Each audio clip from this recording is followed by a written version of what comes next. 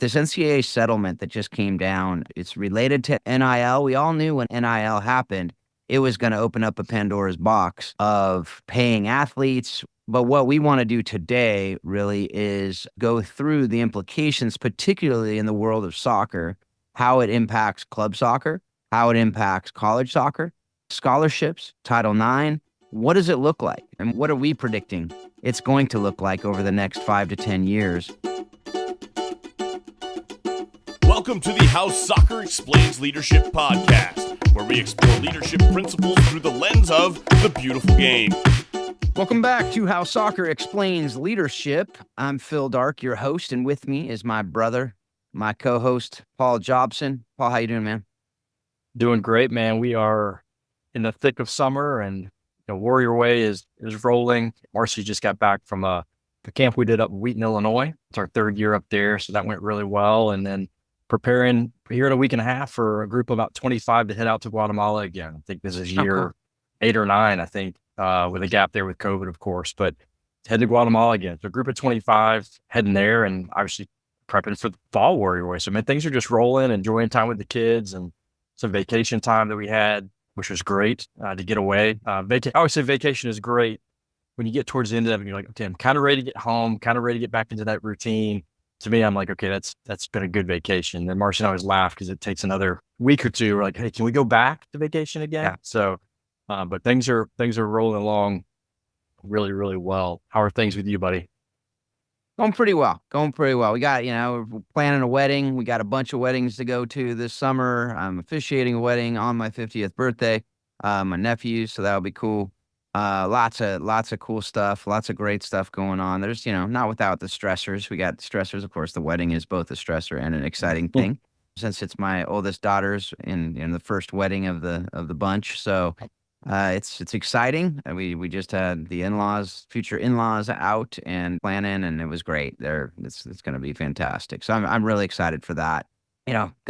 Actually, Kirsten's taking a little break from soccer for, probably a couple more months. And so that is, been a break for all of us, right? So Justin just won a tournament over the weekend, and Beck and I were just talking about, man, it would have been even crazier to try to pack it all in this summer with Justin. He's now going to play football and soccer. So it's pretty cool. I'm excited that Justin's kind of living what we're talking about as far as multiple sports and being able to do that. And he did his full contact camp a couple weeks ago. Oh, wow. And that was something to behold, to watch him out there learning how to hit. And I just had some PTSD from my high school days of the same thing, and I didn't like it very much. So I love hitting. It was weird. I love contact in soccer, but never in football. And it could have had something to do with the guys who were hitting me were really much bigger than I was. And it's a little different. Longer. Yeah. A lot more violent intentionally than, some people do it intentionally. Anyway, that's not what we're talking about today. We're actually mixing it up today. We're doing a little, what I'm going to call it the extra time episode, right? It's not an off-season talk. It's in the middle, and it's extra time before our last interview. So we're just throwing you guys a little curveball here. But the other curveball is if you're watching on video, like this is probably the first time ever Paul and I, both of us, do not have hats on right now. It was just crazy. I'm struggling with what are we doing here? I'm struggling with this even. It's not an interview. There's no hats. It's in the middle of the season. If it weren't for the introduction, probably people wouldn't know who we are. So I'm glad that you told everybody who we were, just in case they were wondering. That's true. We do look a lot different.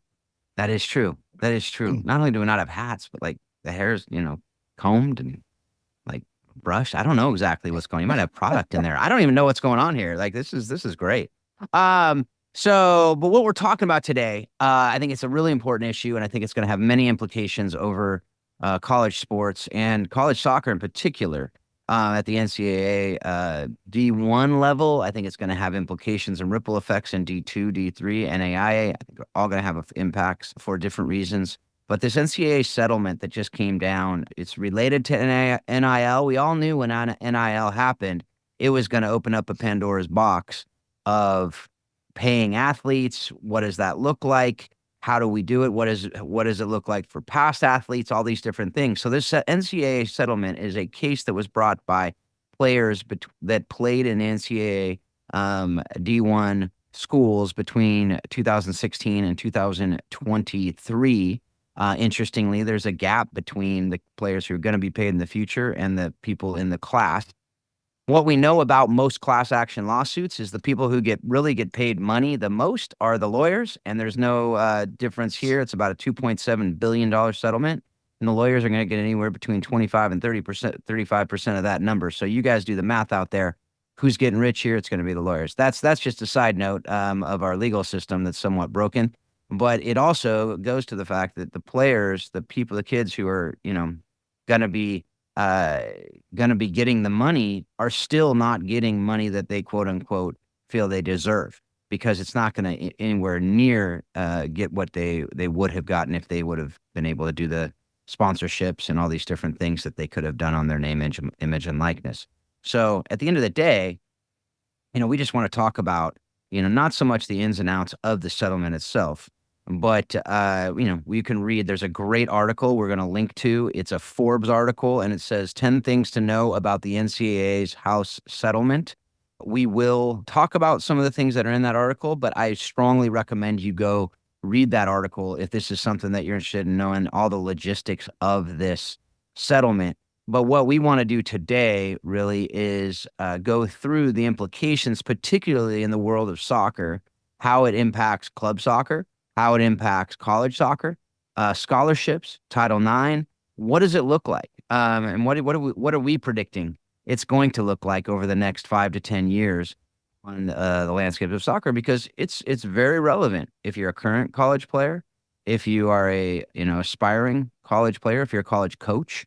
All of these things, and a high school coach and a club coach, all these things are up in the air right now. We don't know the answers to it, so we just wanted to have a conversation about it today, and hope it engages you and gets you thinking about it, and hopefully maybe doing something about it, because there are people you can talk to about different ways you can get involved with this. So, Paul, just general thoughts as you read through this article, some other things that we've talked about, even talking with other people, just to kind of what's the general feel that you have as a former NCAA Power 5, I guess it's now Power 4.5, but coach, like what do you see generally about this, and what do you kind of give a 30,000-foot view of what you think the impact of this is going to be? Yeah, obviously the lens through which I look is going to be that of a coach, right? I mean, that's the world I lived in. How does it affect recruiting? How is it going to affect, results? How do I see this impacting, my program and how we go about doing things? And, the first thing to think about when, you're looking at that amount of money that's being paid out, and a lot of it's coming from the schools themselves. Okay, there's only a certain amount of money.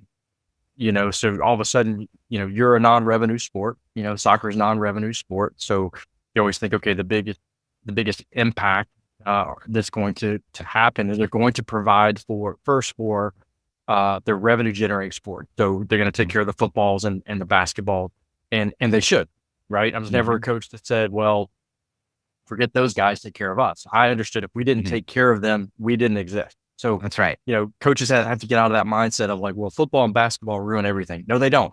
They provide everything. You got to change your mentality, but you have to think about that. Okay, what are they going to have to do to stay competitive, to stay relevant, to still be revenue generating, so that I have a job? Okay, so I've got to think about that. With that happening, limited amount of revenue. Okay, one, how's our university going to increase revenue? So we've got to look at ways to do that. And then the other part of that is you've got to cut costs, right? So what's getting cut? For years, we've been providing all kinds of services for our student athletes. Well, what of those services are going to get cut?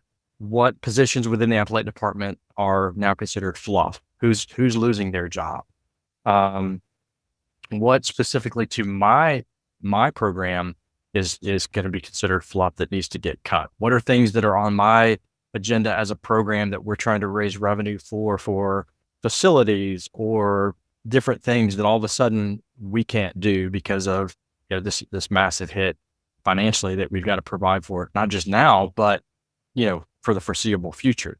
And if anybody thinks this is just a one hit, it's not. This is just going to snowball and become bigger and bigger and bigger. That's where I hit. We can talk about the impact of recruiting from the youth side of it and all of that as well as we get into this. But that was my initial thing, is like, man, if I'm running a program right now, what do I need to be thinking about? 100%. Yeah. And I just want to take a step back with that. I think that's a great kind of framing of, I want to now go and say, all right, for those who have no idea what we're talking about, and you're like, I thought I was coming on to hear an interview today, and I'm listening about some settlement and law and get me out of here.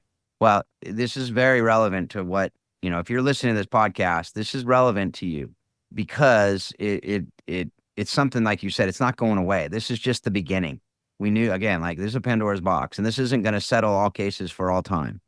In fact, this is going to lead to more cases. This is going to lead to more uncertainty because of what's going on. But essentially what's happened is this class of former players have sued NCAA, and they wanted money because they said, hey, all these other people got money. We didn't get a chance to make money. Now, why it only went back to 2016, why it only went to 2023, those aren't questions we're going to talk about. I have no idea. I have no idea. Probably statute of limitations. I can't believe there's statute of limitations on this, but apparently that's the only thing I can imagine. But the parties agreed to $2.8 billion in damages to former college athletes and 22% of the average Power 5 schools' revenues. So basically, that amount is about $20 million annually per school for future revenue sharing. So what's happening now is there's this $2.8 billion that's going to be split up amongst the Power 5 schools and other NCAA Division I schools. Now, Division II, Division III schools are not part of the settlement. The interesting thing part of the settlement is only the Power 5 schools were named parties, and only the Power 5 schools were participating in the settlement. So they're now paying out. The Power 5 schools have to pay. They're paying $1.1 billion. No, NCAA pays $1.1 billion. Power 5 pays $1.65 billion of the settlement, and the remaining 27 Division I conferences have to pay $990 million, even though they had no role in the whole thing. So they're ticked off, right? The Big Sky was quoted. The Big Sky representative was quoted in the article, and they're like, "Hey, we had nothing to do with this whole settlement," and that's true. They had nothing to do with the whole settlement, except now they have to pay $990 million. Like you said, what's going to get cut? What's going to happen there? So that's kind of the past thing. All that money is going to go and pay players, and now they're figuring out, like, how do we pay the players? So that's another question. Is they have market share? How much is their, how much money did they generate for the school? They're trying to figure out formulas. That's a whole different thing we're not going to talk about today, because that's going to be another Pandora's box. So, man, talk about lawsuits. You're going to get all kinds of lawsuits there. Somebody saying, hey, just because he's a quarterback doesn't mean I did more for him because I was an offensive lineman, and we don't get the press, but we get, so it's going to be, it's a whole, even within football itself, let alone, soccer players. Are any other sports going to get any money? Probably not. They might get $5. I got a battery settlement from Costco. I don't know if you got that, but it was like $3. I got $3 in my Venmo account. So that's usually what happens. Like I said, the lawyers get rich. The class members get $3, right? And that's probably what's going to happen. Your former players may get $3 in their Venmo account from this settlement. Who knows? Or they might get nothing. We don't know that. Future athletes, though, now this is where it gets really interesting. Like I said, 22 to 23%, and they're averaging it based on the Power 5. And it's going to be about, they're saying it's about 23 million a year is going to be split amongst the players, the current players and future players. It's going to start in 2025. Again, we talked about that gap. And that's another question, is how do they get paid? How do they choose who gets paid? Where does that money go? Which sports does it go to? Does it only go to football and basketball? Does it only go to those players? Because it doesn't go to the sport itself. It goes to the players themselves, right? So that's where, that's what's going to happen. And so I just want to give that overview. Again, if you want more details than that, do you see anything I'm missing there, Paul, as far as that, just that overview of it? No, it's a Is that- great overview of it. Okay. And so that is the overview I just wanted to throw out there now. Yeah. So the first thing I want to talk about is what do you think is going to happen with the men's side, non-football basketball sports with this settlement? Well, the one thing I didn't say, sorry. Yeah. Instead of scholarship caps, they're going to have roster size caps. So that changes a lot as well, because they can now pay every football player, every basketball player as much as they want to pay them, basically. But it's just roster size, not scholarship. It will basically make it so there's no walk-ons in those sports. But that's only the D1 level. So what do you think as far as D1 men's sports outside of football and basketball? You've already seen, history has already shown us that usually the first things to get cut are going to be your non-revenue generating men's sports, right? Because of Title IX and trying to create opportunities for women in sport. The men's sports are the ones that traditionally, prior to this legislation, prior to this settlement, the men's sports are getting cut. I mean, gone are the days of, wrestling, men's wrestling. Wrestling is starting to make a comeback, because they've introduced women's wrestling. So wrestling is gone. Men's soccer is getting cut. I mean, I talk to people all the time. There's 350 Division I women's soccer program. There's less than 200 men's. It's like 150 or something like that. And they're not growing, Right. I think there's only one Power 5 university that doesn't have women's soccer. That's Georgia Tech, and for some reason they still don't have women's soccer. It used to be Kansas State and Georgia Tech. Now it's just Georgia Tech. I could list you 160 Division I men's programs that don't have men's soccer. Okay. So the first thing that's going to get cut are these men's programs, because that's what they've done. I mean, they're not going to redirect what they found to be successful and what they can and can't cut. And you're just going to see, more and more of those programs, men's programs, go away in these, what's left of the Power 5 institutions, probably, in my opinion. And I can only say that because traditionally that's what's been done, right? I mean, would you agree with that?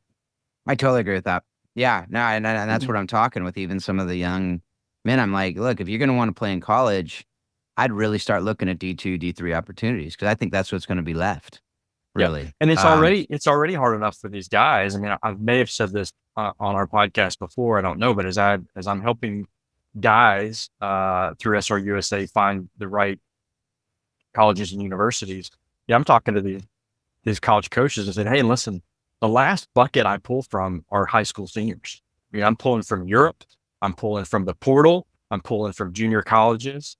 And then if I have spots available, I might look at a young kid right out of high school. So already high school kids are having to find alternatives to, jumping right to Power 5 or top level Division I institutions and going the junior college route or a lower division, which is still really good soccer in America, colleges, or they're having to find a gap year program. I mean, you're seeing gap year programs starting to pop up here in the state because someone has realized, why are we sending all these kids to Europe? We have an opportunity right here in America to do this. So to your point, this is only going to expand that need for guys to play here in the States. What it's also going to do, though, I think, is the growth of the academies, right? Our MLS academies are growing. I think they're starting to do a really, really good job of developing players and providing opportunities for these guys right out of high school.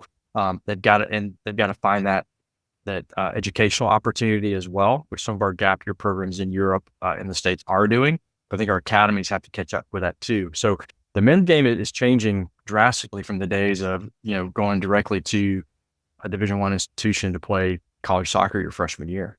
Yeah, absolutely. No, and I think even that doesn't stop at D1. It's D2, No, D3, absolutely. the internationals, the transfer portal. And I mean, if it all trickles down to D2, then the transfer portal, I mean, it's going to be, I think your point with the academies and postgraduate academies with education opportunities, things like that, that could be, that should be a massive investment area for the soccer world, because, I thought D1, D2, college soccer was starting to really roll and pick up, and then this settlement, I think, is going to make a big take a big hit in that because of the fact that there's just not going to be the same amount of money that's going to be allowed for it if they take out all scholarship caps.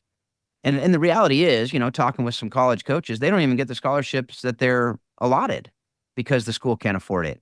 So now when they're having to pay into this pot to pay the athletes at their school, at like CBU, I'm wearing a CBU soccer shirt. They don't have football. They have basketball. So what's going to happen at a school like that? But who are they going to play? There's only so many teams. So these are like questions. Once you open up one box and answer one question, that has implication on the other questions. And that's why I think it's just, some of it's a wait and see, but I think you need to be eyes wide open as you're going through this process, particularly, current college players and high school players right now.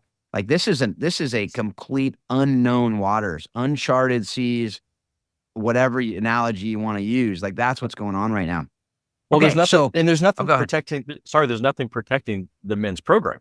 Right. When you look at the women's side, there's a little bit of protection when you talk about Title IX and some of those things that somewhat protect. Now, the women's programs are going to get hit too, because at the end of the day, you can talk Title IX all you want. And I know you want to talk about that and you can give some detail about that. And you talk Title IX all you want, but you don't have the money. You don't have the money. So we're going to see some changes on the women's side too, but the men's side is going to hit directly first because there's no protections in place for the men's game. That's right.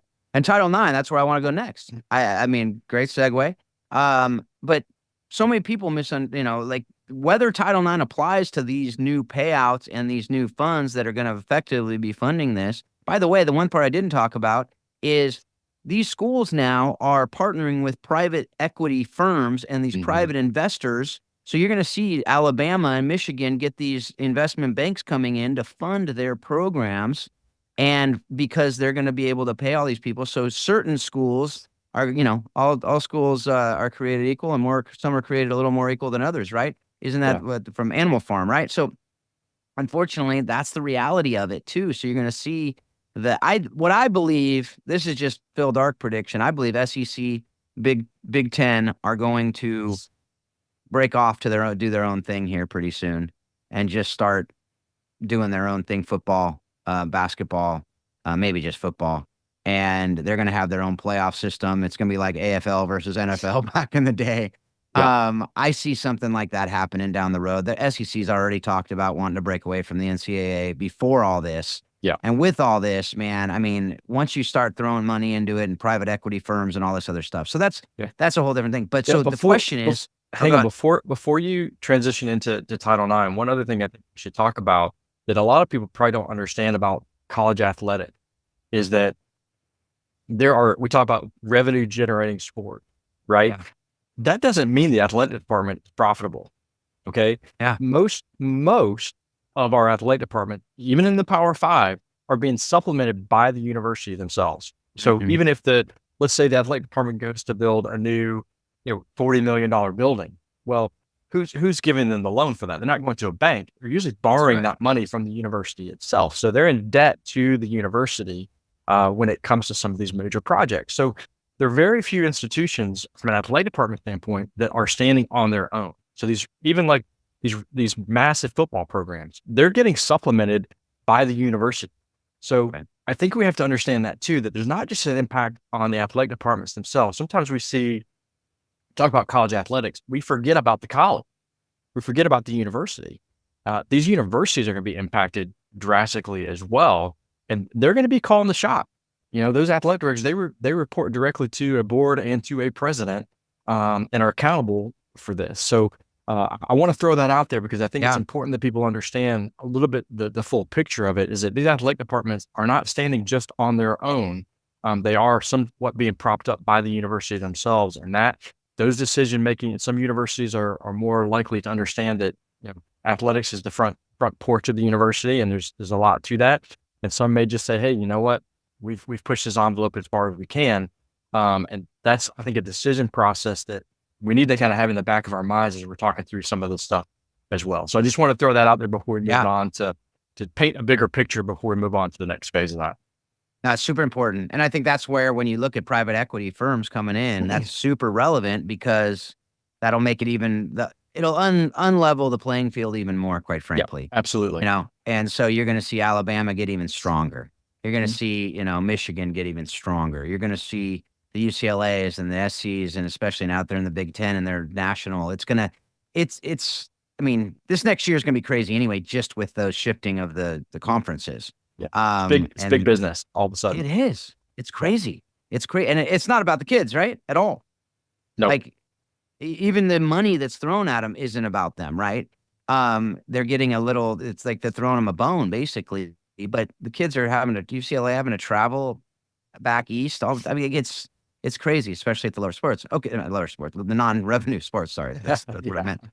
That sounded real bad. I'm gonna cut that out. That's not what I meant. The sports that are treated as lesser. Let me say that. Because they're not at all considered when you're talking about that. Okay, so Title IX. Now, Title IX, I want to get into in a minute, because is Title IX implicated by this? That is a question that's going to be litigated. That will be a huge question of this. And the reason is Title IX does not say a whole lot. It never considered this possibility because it wasn't a thing at the time.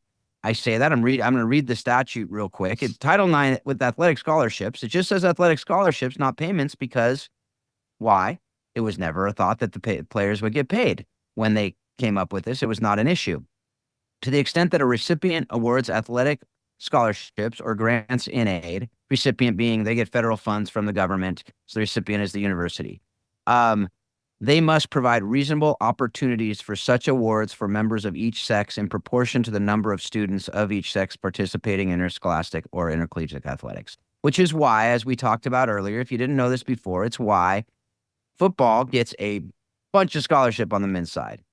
On the women's side, they get the equal number of those scholarships, so they're creating sports to cover those scholarships. So you have basketball and football that are getting, close to 100 scholarships.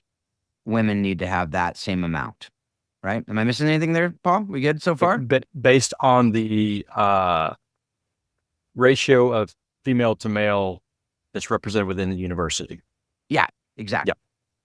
So it's not exact 100 to 100. Yes. It's 100 to 100 based on the female to male ratio within the university itself. So give an example of that. So if there's let's say there's 70% women in the university.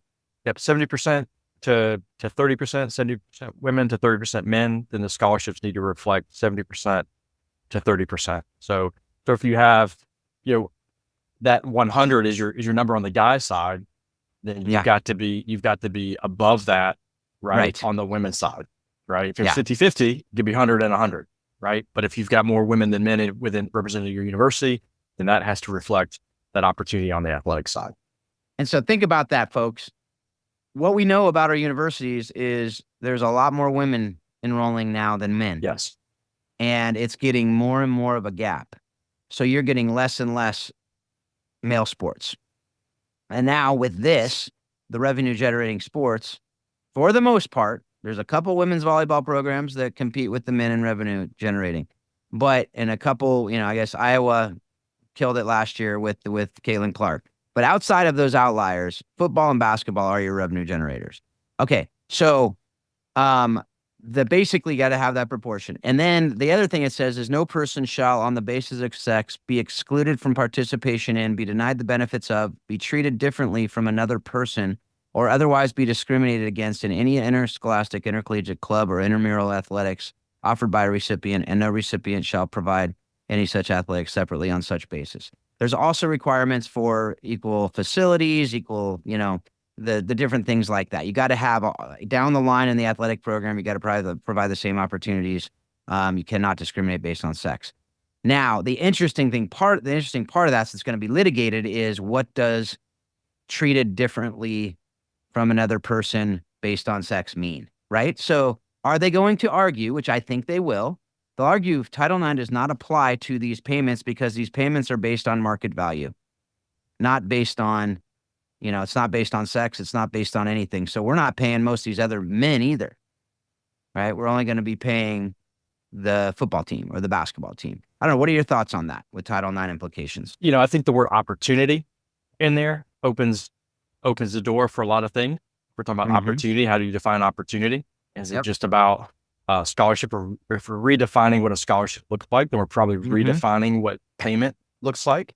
I also think that I had another thought on that. I can't recall, but I think that the word opportunity hits me pretty big, and I also think that I'll look back to this every year, or probably every year.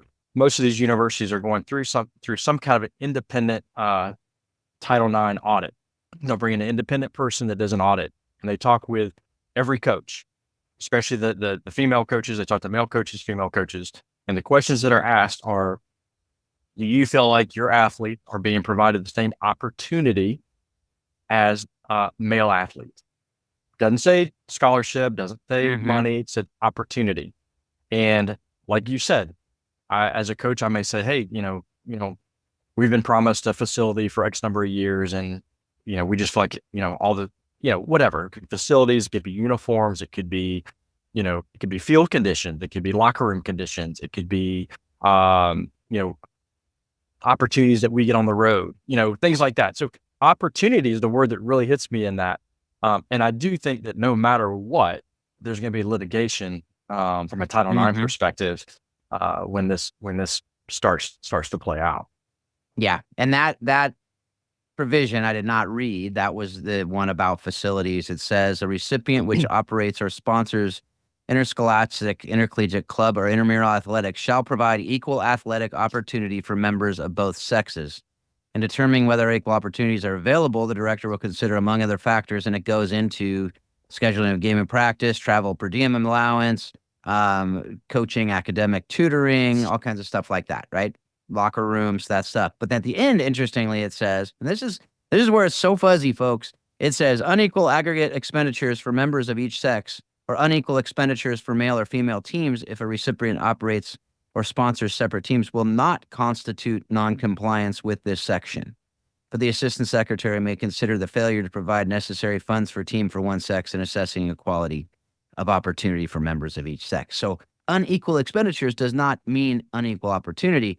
So a football team is necessarily going to spend more money than other programs because of equipment, travel, different things like that. Much bigger teams, whatever. So that's it. There's so many questions, and it's going to be, like you said, it's going to be litigated. I could make an argument on both sides if you had me as an attorney on both sides. This is where my legal background comes into play. I'm like, oh, I could totally see this. My father-in-law's like, you got to get back into it so you can be a part of all this. And it gets the juices going, because you see the legal issues here are so unclear. This statute is vague and ambiguous necessarily to this issue because it never thought about this issue. You're not going to see in legislative history them talking about this, I'm guessing. You're not going to know what they believe. So either Congress is going to have to come up with an amendment to Title IX to apply to this, which they very well may do, or what I think is going to happen is the courts are going to make a decision about it, and then Congress is going to come along and make some legislation about it. That's my prediction on it. It might be the opposite direction, and it might not be that we have litigation because Congress will address it, but I doubt that because Congress doesn't do anything efficiently.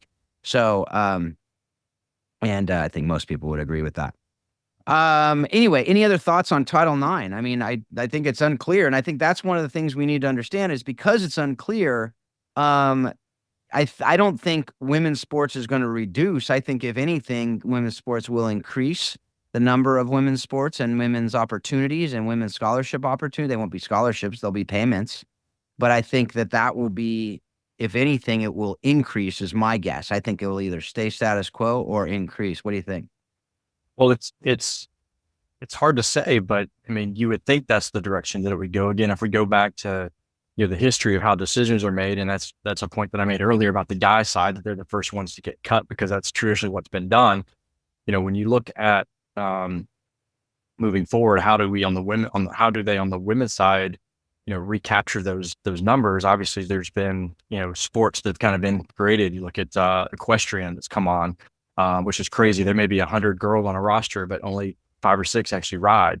You got acrobatics and tumbling, which has grown out of gymnastics, which is another fantastic sport. But the roster sizes are big, right? To help with that. Other women's sports are being encouraged to increase their roster sizes, right? But now with the financial limitations, now we're going to have to restrict roster sizes. So in my mind, what happened? Well, in other times of hard pressed time for numbers, are we all of a sudden creating dual athlete? Okay, do you roster a soccer player who's really fast and can also roster on the track team? Well, that one person now counts as two people because Sally is on the soccer team and Sally is also rostered on the track and field team, or is also rostered on the tennis team or on the golf team. She can count as two people, even though she's one individual. So those are just some, I don't know if they're loopholes or whatever, but I'm, strategizing as a administration to figure out how do we make these numbers work. Those are some things that they've got to consider. But at the same time, if it just comes down to numbers, you're also looking at what are other things that are going to be cut. And at the same time, one thing we haven't talked about, we talk about things that are being cut. When you introduce new programs and you're introducing this idea of players are now getting paid, what are the support systems the athletic department have to put in place to support these student athletes with some of this new influx of money? How we're doing, we need financial management plans in place for these players. Schools will tell you they have that already, but that's just about, hey, how do you balance your checkbook? How do you open a checking account? It wasn't, hey, how do you pay a tax bill? How do you manage a 401k? How do you, we're talking about real life adult stuff that they really need to dive into here with these student athletes. And if they're not providing that, they're not doing justice to the student athlete. So we talk about cuts, but we aren't talking about the additional things that need to be provided to these student athletes when we're introducing things like, you're going to have an agent. NIL is here and there are NIL agents, but the reality is that fine line is going to go away. I think an agent going to be an agent is going to be an agent. And how do we help our student athletes manage that? So we need to talk about, not on this show, but I do think that people need to start understanding, like, with some of these new things coming on to these athletes, how are we supporting it? Because you said early on, we're not talking anything about how to support these athletes.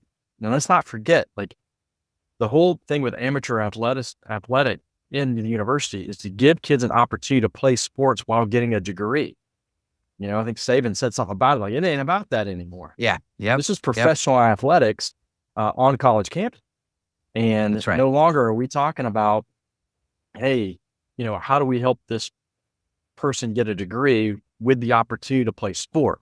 It's now like, okay, how are we giving this kid an opportunity to be a successful business person for themselves, to manage their own profile, to earn enough money? Oh, and maybe you can get a degree while you're here.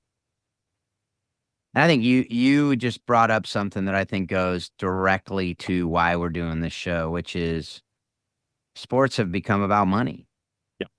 And like Saban said, I got out of this because it stopped being what I got into it for. Yes. And I think you've seen that as well. I think a lot of coaches have seen that, where you're like, man, I want to just pour into people, pour into humans and make them better humans. But it's not about that anymore at the high levels. I think there are still coaches. Of course, there's still coaches who do it. We're interviewing some of them, right? Absolutely. And there's still great people doing it for the right reasons. And we're getting that out there. But we need to fight for that.